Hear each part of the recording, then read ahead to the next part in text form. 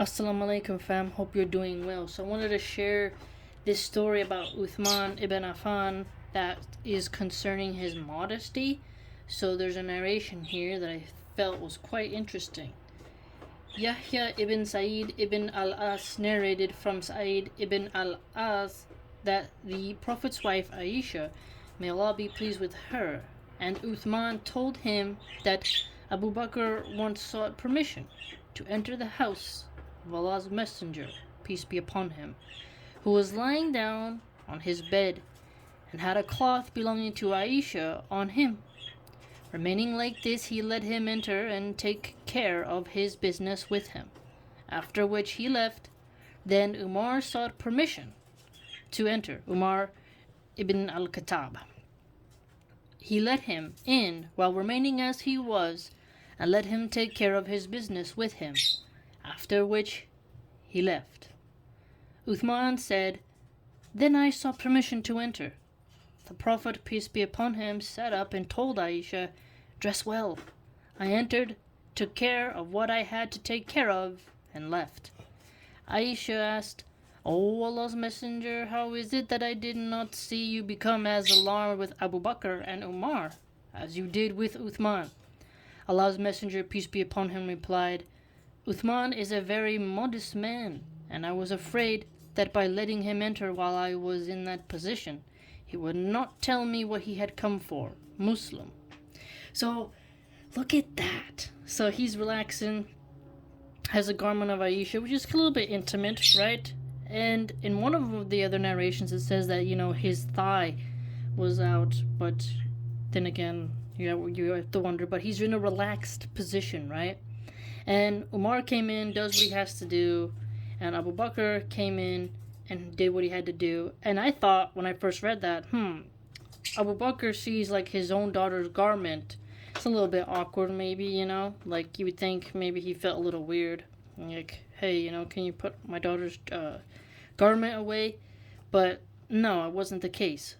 So it just appears like he had a little bit of, I don't know if you can call it haya, but he just seemed to like, hey, Uthman is, someone who really lowers his gaze, and he's married two of, the Prophet's daughters. The first one died, and then later the second one dies. So there seems to be a very intimate relationship there. And Uthman, in another past narration, I remember it said, after Uthman had shaken the Prophet's hand, peace be upon him, but with his right hand, he never used it again to touch himself. I remember reading that, and I thought, wow, that's pretty cool.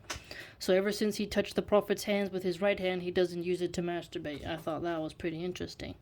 But here's just a very cool narration from Muslim that he wrote down from Yahya ibn Sa'id ibn al-As that, there was this sense of like a shifting in the behavior with Uthman, right? So he gets up and, gets everything together. And maybe that's also because Uthman might have felt a little embarrassed, a little bit shy, right? He would have been like, oh, maybe this was a bad time.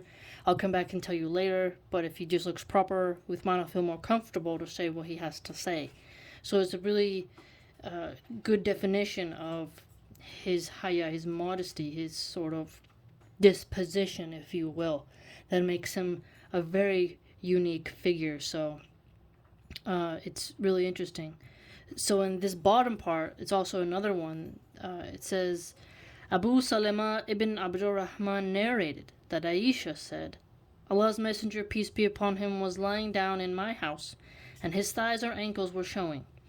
Abu Bakr sought permission to enter. He let him in while in that state, and he said what he had to say. After a while, Umar sought permission to enter. He let him in while in the same state, and he said what he had to say. So here's another interesting example of like the ankle and the thighs kind of being within vision. And, it is quite interesting if you reflect upon yourself. Like, if your mom came in the room and your thighs were exposed, and you're next to your wife, or your fiance or whatever, you'd be like, you might straighten up.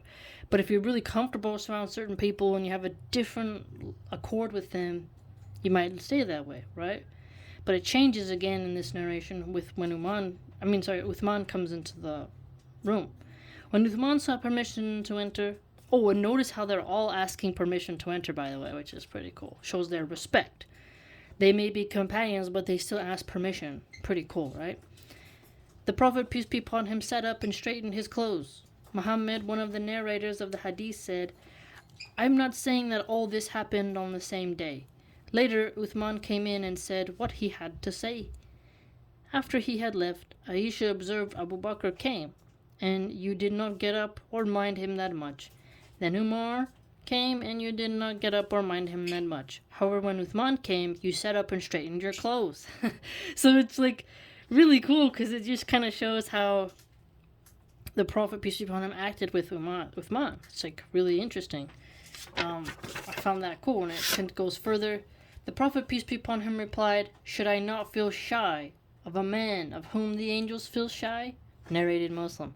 So it's like really cool. That one I think adds more detail, right? The ankle showing, the thigh showing, and like having this sort of feeling around Uthman is like, hey, if the angels feel shy, why shouldn't I? Right? Just shows this really cool dynamic amongst the companions. And wow, I just felt really cool for that. So I hope you learned something about Uthman.